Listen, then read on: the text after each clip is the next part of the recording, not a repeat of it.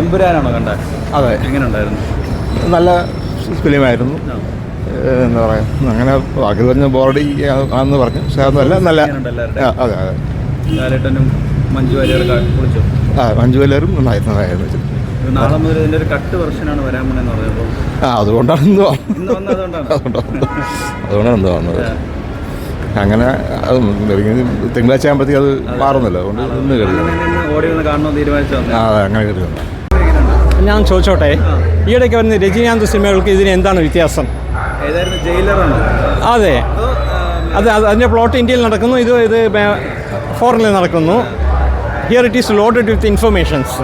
അല്ലാതെ രണ്ടിനും എന്താണ് വ്യത്യാസം? പിന്നെ ഒന്ന്, ഒരു അൺപെയ്ഡ് പബ്ലിസിറ്റിക്ക് വേണ്ടി കുറേ സാധനങ്ങളൊക്കെ തിരികെ കയറ്റി, അതവർ വിജയിക്കുകയും ചെയ്തു. അതെ അതെ, അതവർക്കൊരു അൺപെയ്ഡ് പബ്ലിസിറ്റിയാണ്, പൈസ കൊടുക്കാതെ കിട്ടുന്ന ഒരു പബ്ലിസിറ്റി അല്ലേ. അതിനവർക്ക് സമ്മതിച്ചു കൊടുക്കണം. അതെ അതെ, അതുകൊണ്ട് ഇന്ന് കണ്ടു. അതെ, ഫുൾ വെർഷൻ ഇന്ന് കണ്ടു. അതെ, ആ വൈക്കും കൊള്ളാമായിരുന്നു. ലാലേട്ടൻ തകർത്തു. സൂപ്പർ. എനിക്കിഷ്ടമായി.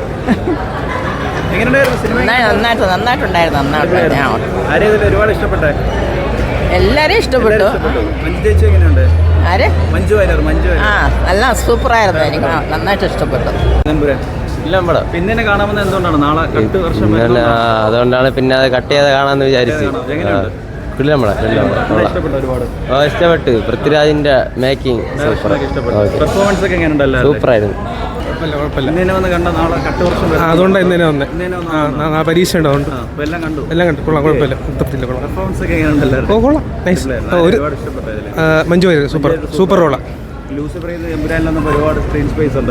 അതെ അതെ അതെ, ഇത്തിരി ലാഗ് കൊണ്ട് വിടാൻ തന്നെ കൊള്ളാം. ഒരുപാട് എല്ലാവരും കാണണം. സൂപ്പർ. ചില ഷോട്ടൊക്കെ അടിപൊളി ഷോട്ട്. Super role. ആക്ച്വലി നല്ല പടമായിരുന്നു. ലൂസിഫർ വെച്ച് നോക്കുമ്പോൾ എല്ലാവരും പറയുന്നു കൊള്ളത്തില്ല, പക്ഷേ actually it's A great movie. ഒന്നുകൂടെ കാണാനായിട്ടും നല്ല മൂവിയാണ്. ക്യാമറ വർക്ക്, ആക്ച്വലി ഫൈറ്റ്സ് എന്നൊക്കെ പറയുമ്പോൾ നമുക്ക് കണ്ടിരിക്കാനായിട്ട് തോന്നും. നല്ലൊരു മൂവിയായിരുന്നു. സൂപ്പറായിരുന്നു. No words. നാളെ ഇതുള്ളുണ്ട്. അപ്പോൾ ഇന്നലെ രാത്രി നോക്കി ബുക്ക് ചെയ്തത്. കൊള്ളായിരുന്നു. സൂപ്പർ. സൂപ്പർ. എങ്ങനെയുണ്ട്? കൊള്ളാം, കുഴപ്പമില്ല.